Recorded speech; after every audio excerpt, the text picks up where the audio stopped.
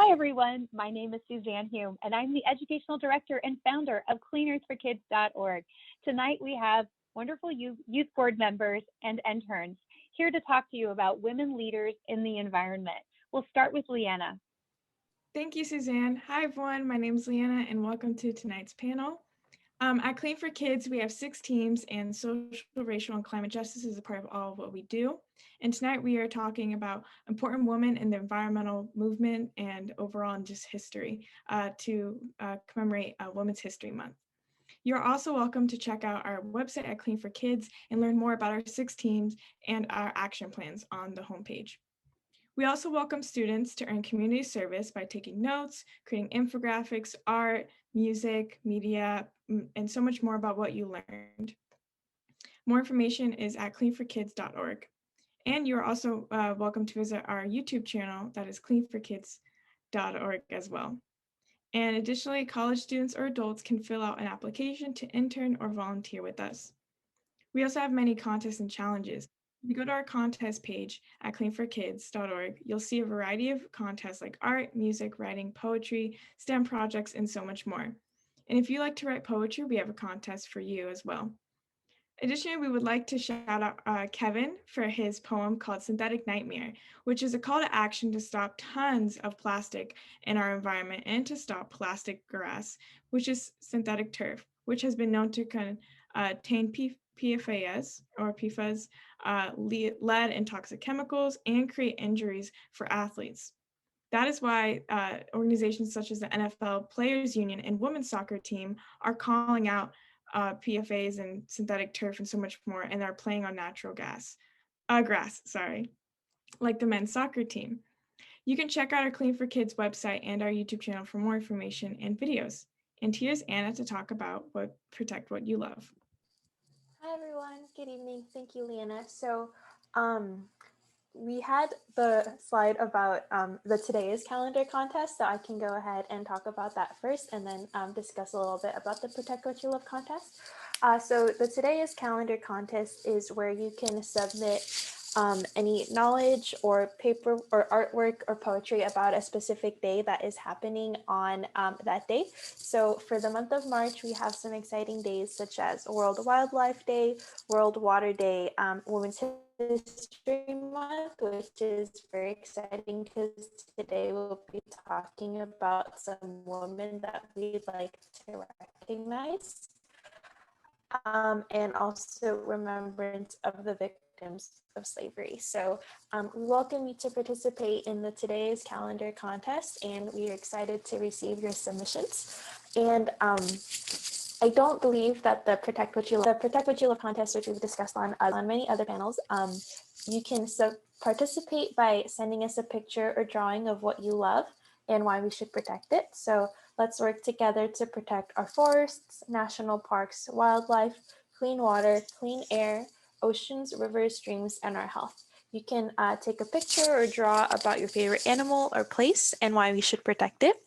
Soon, our Protect What You Love contest will be shared on our Instagram and on social media, and further details will be on our website. So together, we can make a difference, and we look forward to working with you.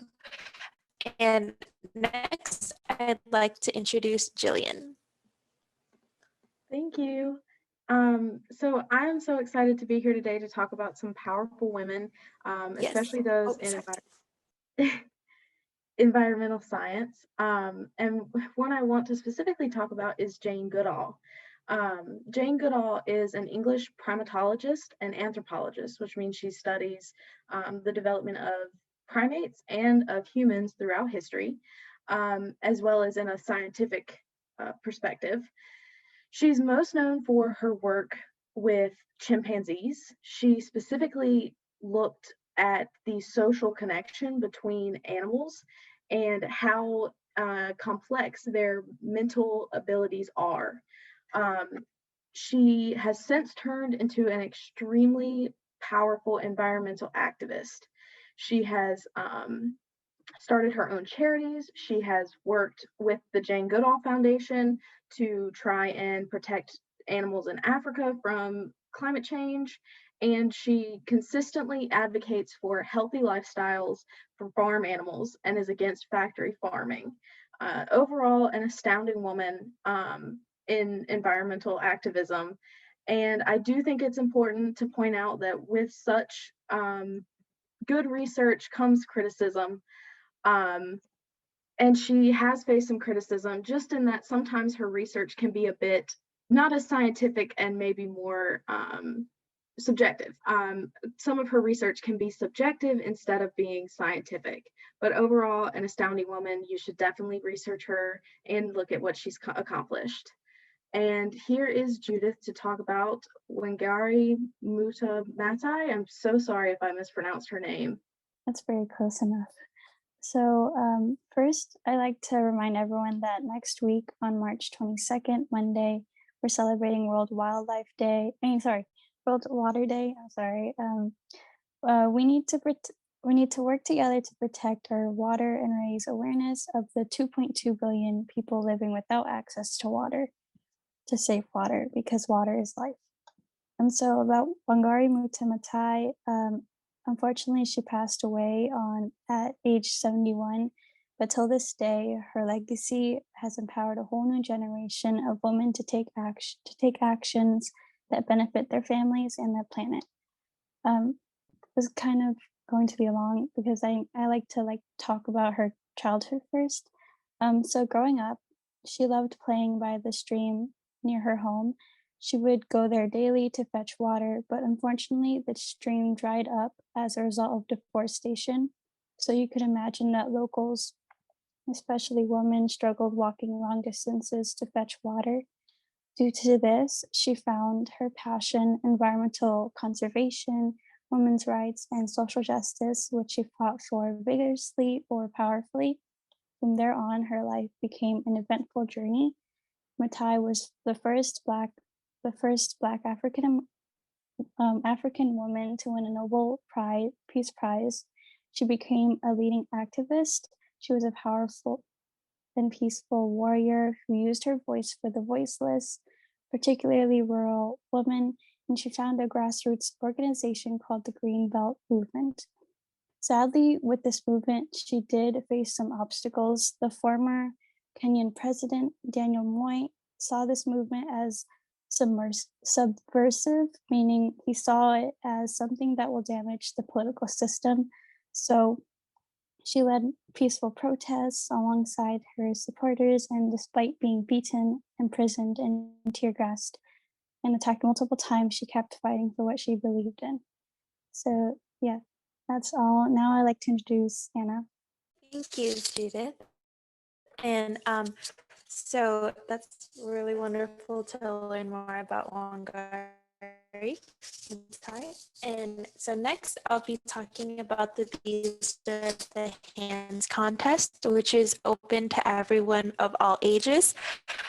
We hope you will join us in making a drawing and decorating a hand to recognize for change and honor someone making a positive difference in your school, community. Draw or decorate a picture of a hand, add symbols, words, and pictures to honor their work. So our artist Judith drew a hand for Caitlin McCoy, who is a lawyer working to protect our environment. Caitlin has worked on the Harvard Tracker, which you can see the video of on our interview with her on our Clean Earth for Kids YouTube video on YouTube. So that's really awesome. And thank you, Judith, for your beautiful drawing. And now I'd like to introduce Darren Chung. Thank you. So my name is Darren and I'm part of teams 3 and 5, which are parts of Pesticides Clean Air. And I'd like to talk about the Call It Out Challenge, which is an opportunity to call out injustice. So first, I'd like to quote Martin Luther King Jr. as he states that injustice anywhere is a threat to justice everywhere. And we must protect people and communities from toxic air and water pollution and stop toxic chemicals and pesticides from being allowed near our workers, children at school and at home, and our seniors and basically all of us.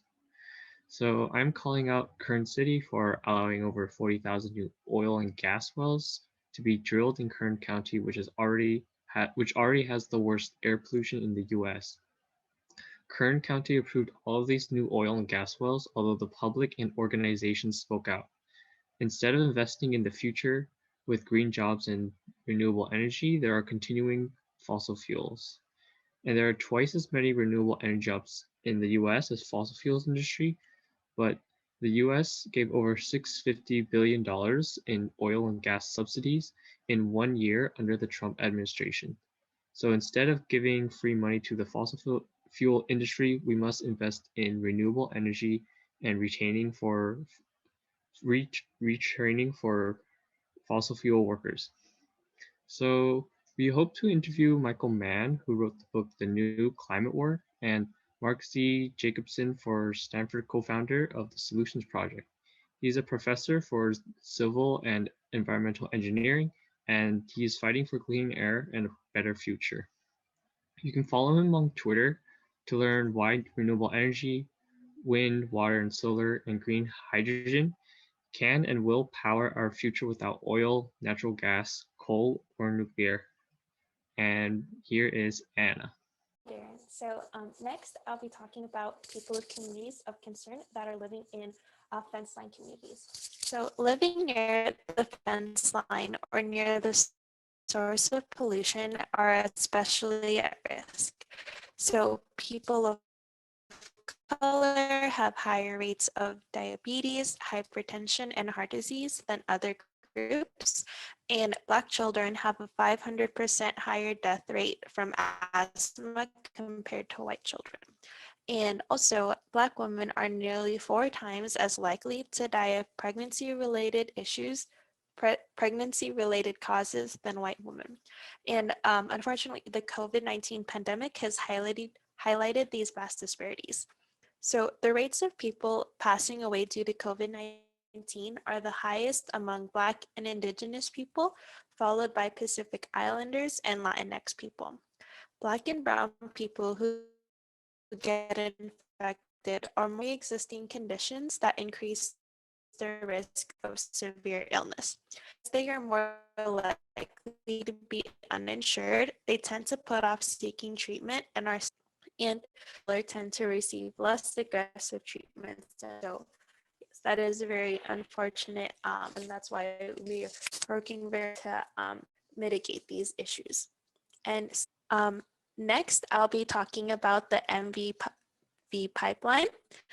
And so to recognize a team of women, there are a team of women that are fighting back against. Is my audio okay? Are we okay? Up, thumbs down.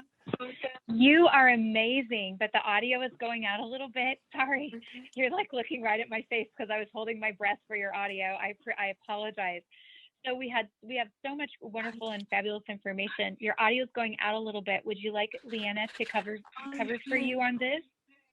So Leanna, could you go ahead and talk about the MVP pipeline, and then and Anna can reconnect with us, or do that? Okay, thank you so much. So continuing on with what Anna was saying, on April 24th of 2021, a team of 4 women will be running a 415-mile relay for 10 days to protest and bring awareness to the harms of the Mountain Valley Pipeline. They do not want this pipeline to leak and poison the land and the water, and this pipeline crosses over 1,000 water resources, so it's pretty detrimental if it does leak. These women will be running in the same path of the pipeline from West Virginia to Virginia to raise funds to benefit the community. They'll be running from these 10 days from April 24th to May 3rd, and the runners will listen to community members' stories about how the Mountain Valley Pipeline has impacted them on a personal level. This Mountain Valley Pipeline goes through multiple protected lands, national forests, recreation areas, and through privately owned land and Indian land of the Monacan Indian Nation, and cross over 1,000 different water sources, as mentioned earlier. So it is pretty important that we recognize the Mountain Valley Pipeline for both its necessities and for all of the communities it goes through. And as these runners raise awareness and donations, the donations will go to affected communities and protect our heritage rights, an interstate coalition of people from Virginia and West Virginia that protect the water, local ecology, land rights, heritage, human rights, violations caused by the expansion of fossil fuel infrastructure, and so much more. I will put the link in the chat. And specifically, this is important because the Monacan Indian Nation has been disproportionately impacted by the pipeline, which has compounded the issues they already face. And the Monacan Indian Nation Foundation is responsible for supporting the members of the nation that have struggled through the COVID-19 pandemic due to a lack of funding. So more than ever, they need our support. This project is also an opportunity to educate the population about the Monacan Indian Nation and their history. And the runners are looking forward to supporting the nation through donations raised during this project. So to learn more about the foundation and the Monacan Nation history, you can visit their website, which I will also put in the chat.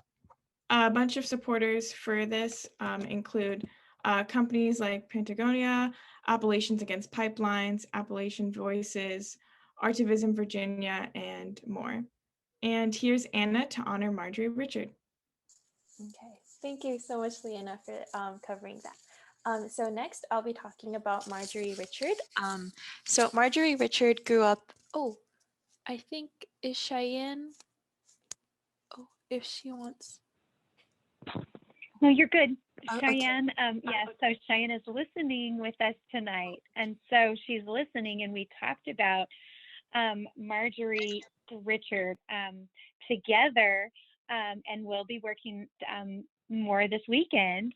But if you could share this for Cheyenne, who's listening, that would really be fabulous. Thank you. Okay, awesome. Thank you. So I'll be talking about Marjorie Richard, who grew up in Norco, Louisiana, in an area that is called Cancer Alley because of all the refineries and chemical plants nearby. So people living there, unfortunately, have high rates of cancer, birth defects, and other serious health problems. But Marjorie Richard worked over 13 years to protect her family and neighbors from the nearby toxic pollution. And in 2000, Shell agreed to cut the area's pollution by 30%, pay to move the closest 225 homes, and donated $5 million to community development. So we're working towards improvement, but happy to recognize Marjorie Richard for her amazing work. And next, I'd like to introduce Judith. For Team 3, no idling, we are working to add a no idling policy to the climate action plan and pass a no idling resolution that allows no idling signs in your city, which will be effective to protect the environment and people's health. So one issue that we want to discuss is how car exhaust is toxic for human health. Air pollution and car exhaust is very harmful to people. It can even trigger asthma. One reason why we care is because asthma is the #1 reason why kids miss school, and the third leading reason kids under the age of 15 are hospitalized. According to a scientific study, 1 minute of idling has more carbon monoxide than 3 packs of cigarettes. I'd also like to add that we have a no idling contest for K-12 students. Students may draw or use the computer to make no idling signs to remind people to turn off their engines when they are parked. Schools, parks, and near city buildings should have no idling signs posted as a reminder. No idling signs help us reduce pollution and greenhouse gases, which cause climate change. If you would like to work with us to get no idling signs and no idling policy in the climate action plan in cities, please let us know. Please go to our cleanairforkids.org website to see Team 3 no idling page for ideas and a resource packet for schools and businesses. And here's Leanna. Thank you, Judith. So hi again, it's Leanna. Taking action is really important, as Judith has said. So one of the things you can do is we invite you to take a look at our action plan on our homepage.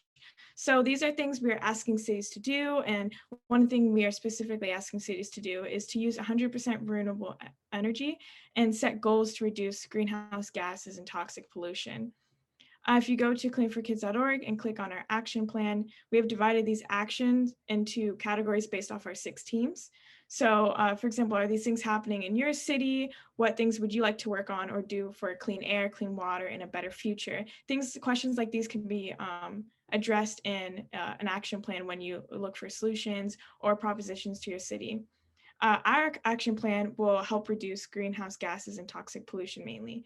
And we are also working to pass climate emergencies in different cities, as over 1,000 cities have already passed climate emergencies. So, and this is important because it's the first step in a city at really addressing climate change as what, like we said, an emergency and something that we need to act on, and that needs to be reflected in terms of policies and so much more. So a woman I like to talk about who's taking action is Jacinda Ardern, who's the Prime Minister of New Zealand. She declared a climate emergency and set the wheels in motion for New Zealand's public sector to become carbon neutral by 2025. This declaration is acknowledgement of the next generation, as she said, and acknowledgement of the burden that they will carry if we do not get this right and do not take action now. So she's really putting forth future generations first by declaring a climate emergency, which is really important, especially since New Zealand has a nation of about 5 million people. So that is, that's the population of some states here in the United States. So it's important that making progress involves more people and, acknowledges people as well. And they're making progress as its goal is to cut emissions by 30% over the next decade. But will this be enough to meet the Paris Agreement goals? That's another story. So she passed a zero carbon bill during her first term that mandates net zero emissions by 2050 and campaigned on tougher actions this term. So her biggest challenge is reducing biogenic methane from agricultural production. So this means dairy cattle, sheep, because they do emit methane when they ingest different foods and so much more. And this alone, for New Zealand specifically, accounts for almost half of their greenhouse gas emissions. So it's a pretty substantial amount. So one thing that farmers around the world are doing are they're feeding their cattle and livestock red seaweed.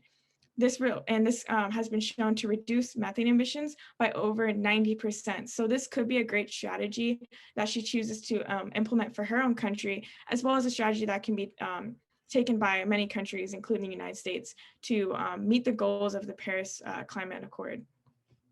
Specifically in California, we need to catch up to Biden's goal to get the country to 100% clean power grid by 2035. Because California's current goal is 2045. So it's important that we start addressing everything.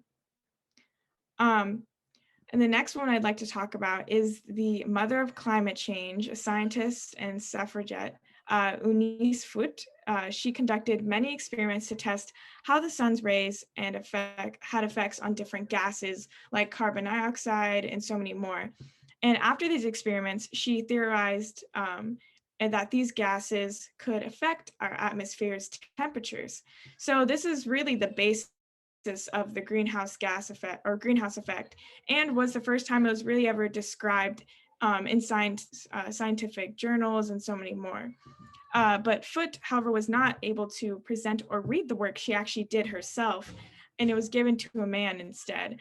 So, but without Foote's remarkable studies, we may have never learned about the greenhouse effect, or it would have been at a much later time than we did. So it's really important that we acknowledge her and her amazing work and all the efforts she's done towards climate change and our understanding of it.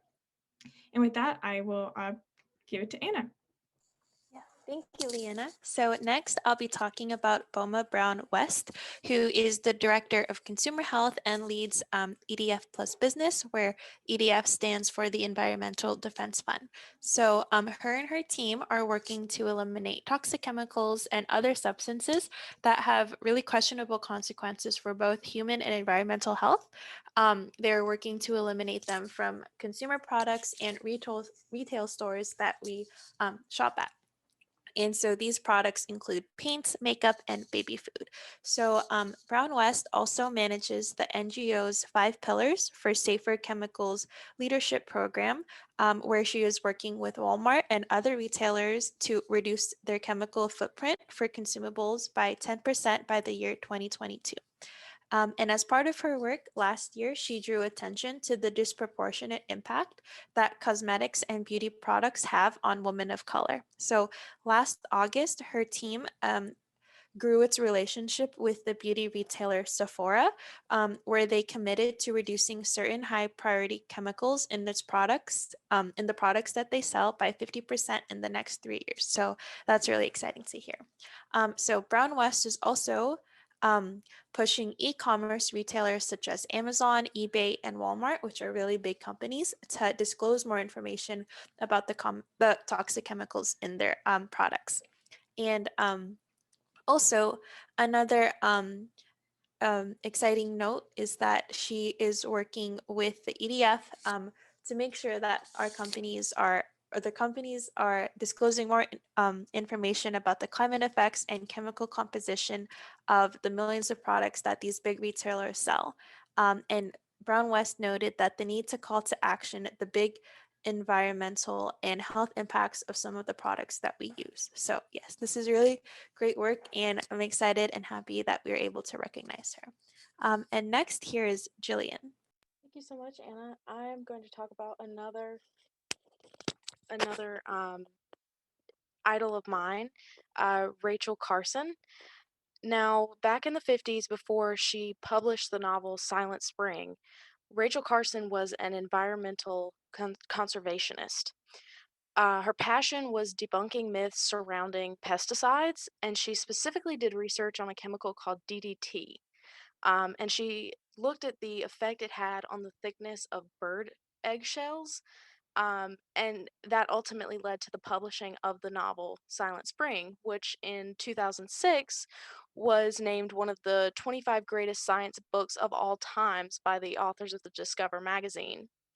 The result was the environmental movement of the 60s and 70s, the rise of conservationism amongst Americans. Um, of course, the chemical companies which made DDT, as well as other industrial companies, were critics of the book, but public opinion about it was increasingly positive. And it ultimately led to the nationwide ban on DDT for agriculture, and it ultimately inspired the U.S. Environmental Protection Agency, which is an incredible feat, if you ask me. Um, in the 90s, in 1996, there was a follow-up book that was published called Beyond Silent Spring, um, also an amazing novel, which goes further in depth about the study of DDT. Um, and of course, I think, as I've said when I did Jane Goodall, I think it is very important to point out controversies surrounding these powerful women, because they are not free from criticism. And since the publication of the book, um, the novel has been celebrated in the American public as the start of the environmental movement, yet environmental conservationism and environmental consciousness dates back to the 19th century in the United States, specifically with the growth of industrial manufacturing and the consequences that the city saw after the Industrial Revolution. So, in another novel that was published called The Myth of Silent Spring, authors state that pollution in our communities goes farther than, quote, songbirds and suburbs, which is what Rachel Carson wrote about in her novel.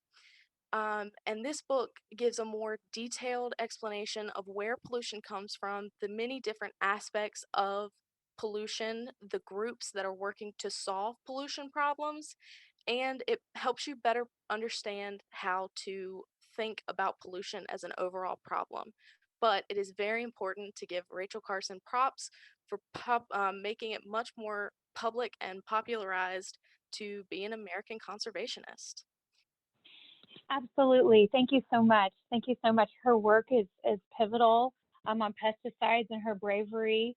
Um, you know, we shout out Rachel Carson, and there will always be critics. The criticism, like you said, arises from people calling her, a foundational person, when the Native Americans have been doing, important, taking care of this land forever.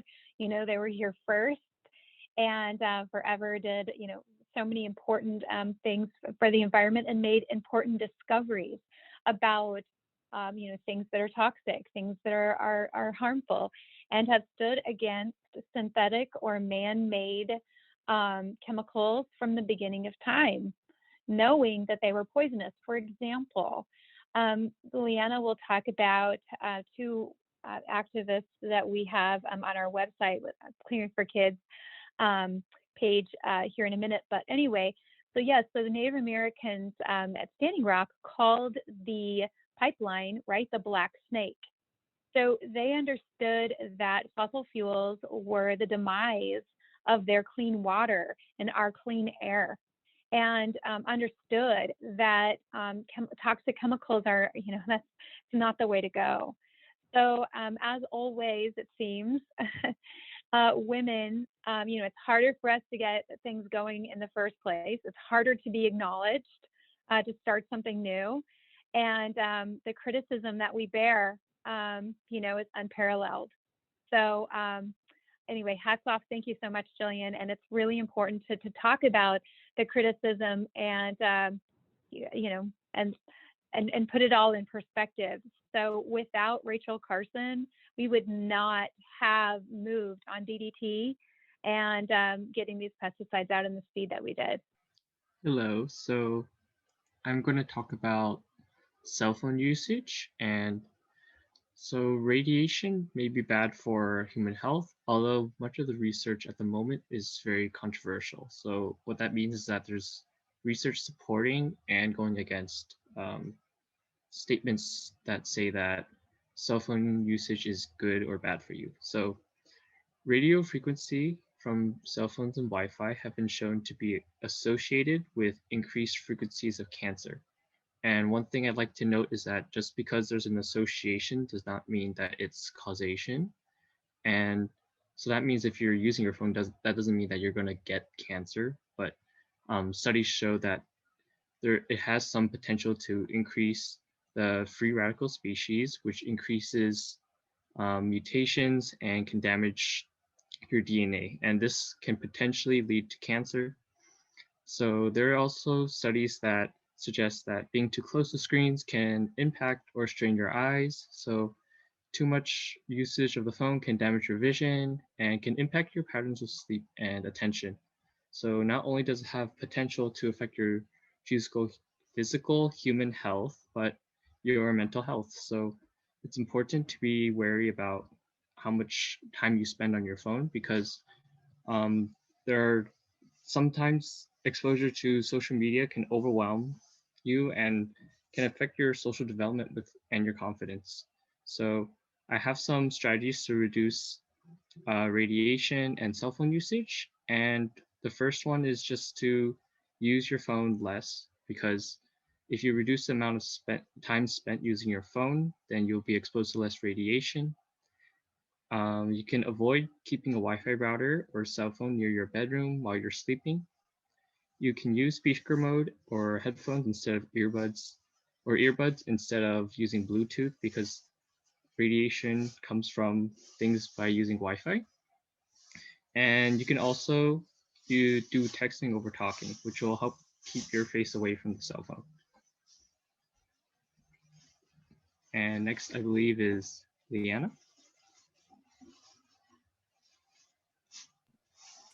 Okay, hi again. So here are some actions you can take in terms of just some various environmental things. So the action one is to sign a petition to support green jobs for youth in San Diego County. So on Tuesday, March 16th, the County Board of Supervisors in San Diego will discuss creating a youth environmental recreation corps. And the program would provide skills, training, and work experience in green jobs and economies for youth. So if I'll put the link in the chat for the petition, and you can also submit an e-comment of support. So I'll put that in for the links for both of those in the chat. And here's Anna to talk about action 2. Oh, actually, I can just talk about action too. So another action is to sign a petition to ask the Senate Committee on Environment and Public Works to stop junk mail. So junk mail is responsible for more than 51 million tons of greenhouse gases. Each year, it's a ridiculous amount. It's equal to 9 million cars. So, and 5.6 million tons of junk mail goes to landfills each year. And 80 to 100 million trees are cut down for junk mail each year as well. It's honestly ridiculous at this point how much million tons of greenhouse gases are being put in the air for a mail that a majority of people are not reading. So it's important that we try to get some change in terms of that. Thank you, Leanna. So this is a petition that is asking you, we're asking you to sign to ask Target, Trader Joe's, and Publix to ditch plastic, whether it be through packaging or through bags. All three were near the bottom of Greenpeace's 2021 plastic ranking of supermarkets, and it is absolutely vital that they commit to eliminating single-use plastics and switching to reuse, refill, and package-free alternatives. And here's Judith. So this petition is asking DoorDash to only provide utensils by request because customers, DoorDash customers who order at home, that don't need, some of them don't need utensils. And this is a problem because 40 billion single-use plastic utensils are thrown away each year. And some like Grubhub, Seamless, Postmates, and Uber Eats, a lot of these are like, yeah, they have made these changes. So I'll put, someone can put like the link in the chat. Okay, thank you so much for doing that. So we are going to talk now a little bit about the Ocean Friendly To Go program by the Surfrider Foundation and Ocean Friendly Restaurants. So hats off to Judith, Kevin, and all that have participated in this program. We're happy to partner with the Surfrider Foundation in many ways. We are Surfrider volunteers for this team and these actions. So you can find out more information about these programs by going to our website, cleanearthforkids.org, and going to Team 6.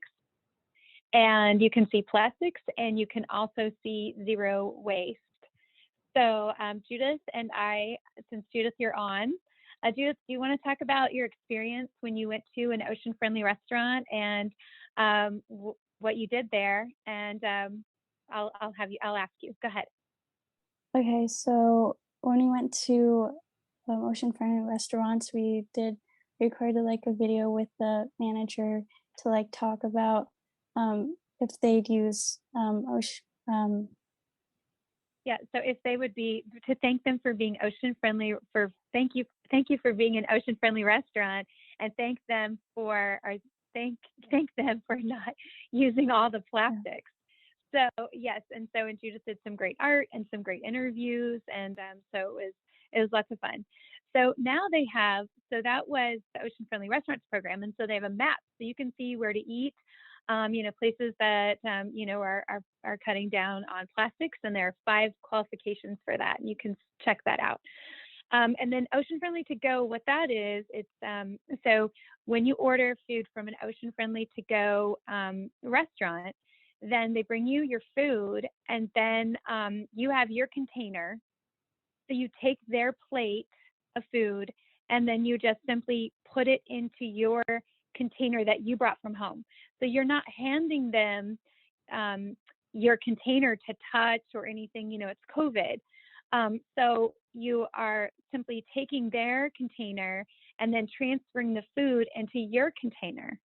And so that way there's no plastic involved, because you think about the short time, it's what, 12 seconds, 12 minutes, who knows, in terms of, the turnaround time when you're going to take the food anyway and put it into your own container. John and I do that all the time because we know that PFAs and other undesirable chemicals are in plastics, and so we, before all of this great stuff started, when we had that, I saw that to go container and I thought, oh my gosh, I've got to get my food out of there. And we're all waking up to this, I'm sure, the harmful things that are in plastics. Anyway, I thought, oh my gosh, what are we going to do? So wonderful to have the Surfrider Foundation stepping up on this, and then the petition that you can sign. So on our website, we have a tab for petitions, so you can go through and sign them all when you have time. Some of us also, what we do to not be overwhelmed by petitions is we have a separate email account that we set up for petitions. And that way, our regular email account isn't bombarded by things coming in, right? Because it's hard to save the world when your email box is full all the time and you can't see what you need. Another thing that we do for petitions is we have, so there's a Google, it's just called Google Phone, right? Google Voice. Yeah. So Google Voice is a way that you can set up another phone number.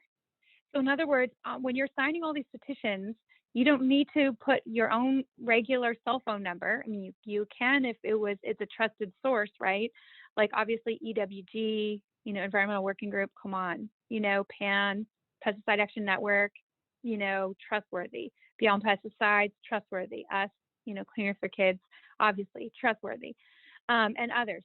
But so this Google Voice, you can set up an account and then it's another phone number and you can use it on petitions. And this is a way that also, your privacy is really important. So it's really important to be able to sign all of these petitions and take action, and also think about how it is that you can, protect your valuable time, your valuable energy, because again, you're out there saving the world and doing, taking such important actions. I mean, and hats off to these guys, right? So they're in school, are working, super busy, and they, work really hard to make sure that they can be here for you, and do the important work and make these changes for now and for the future, because it's just so very important.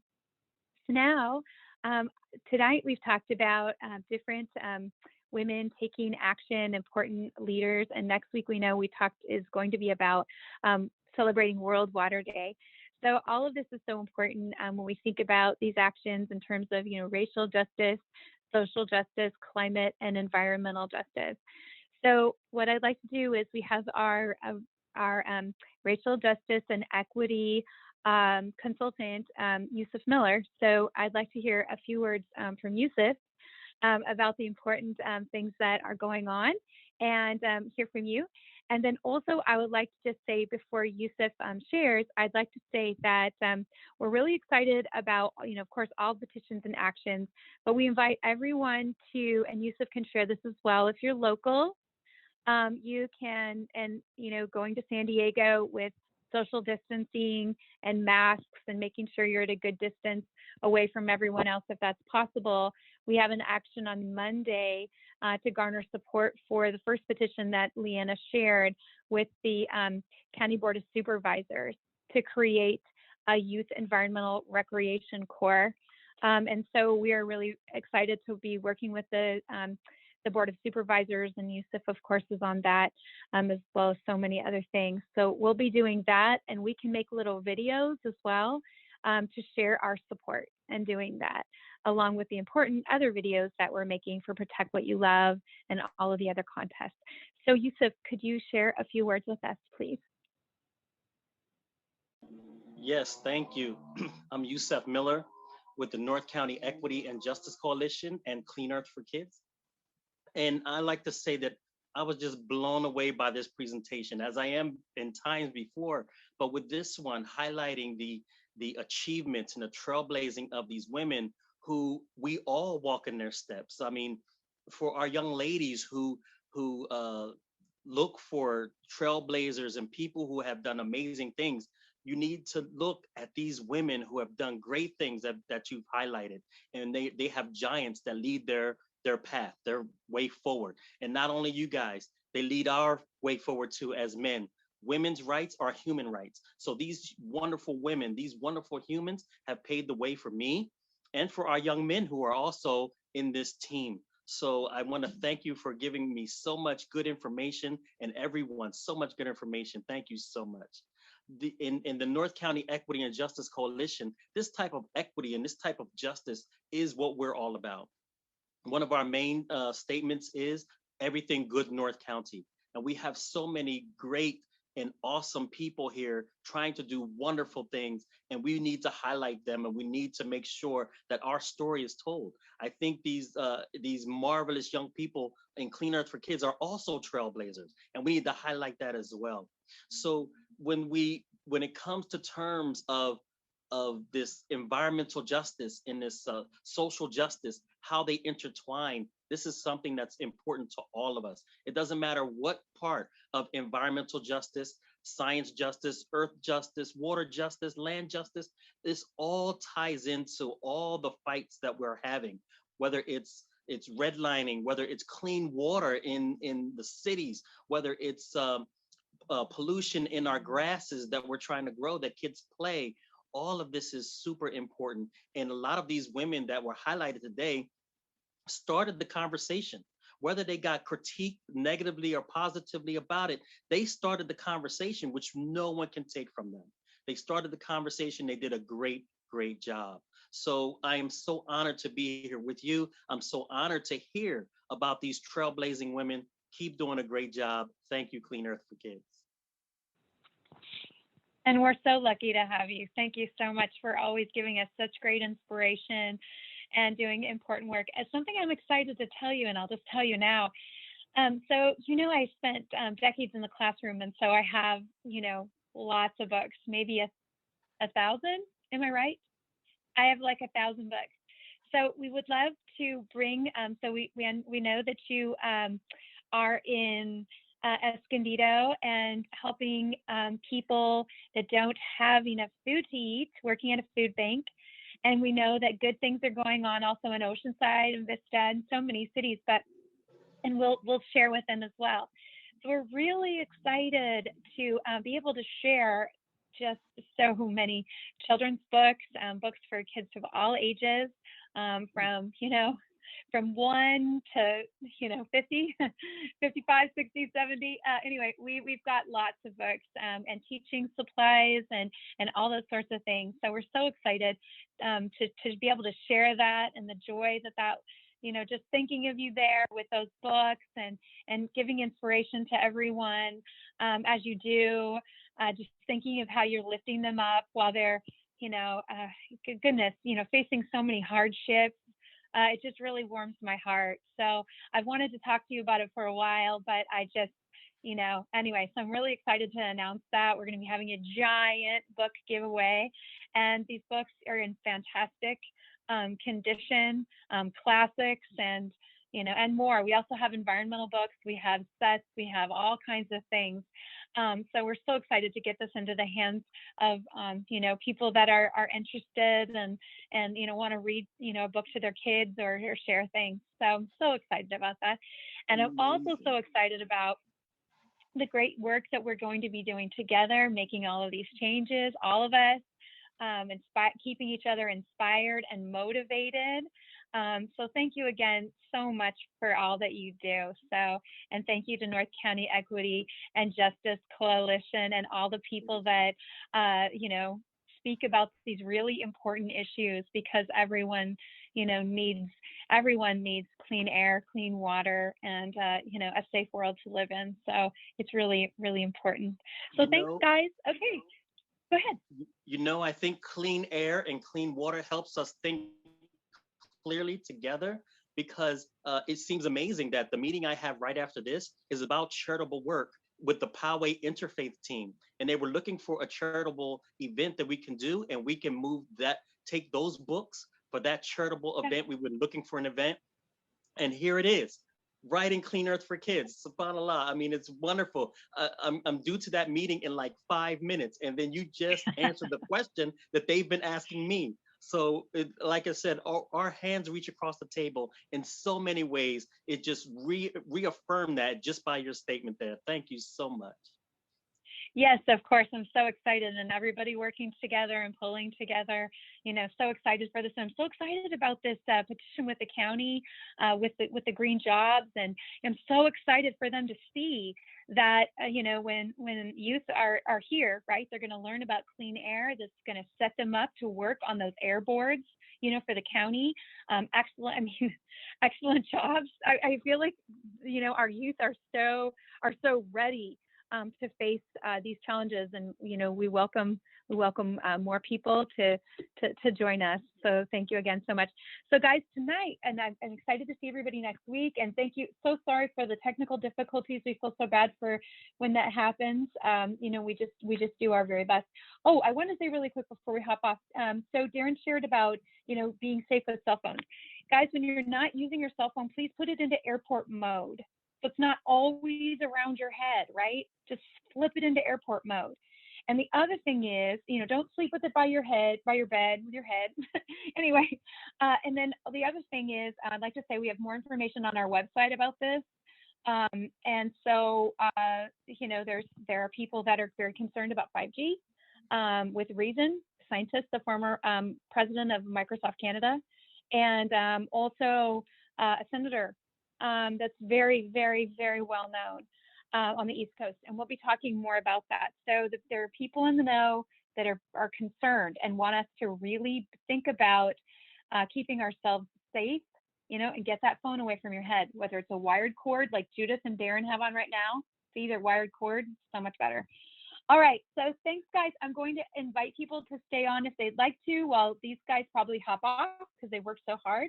And we look forward to seeing you next week. Thanks, guys.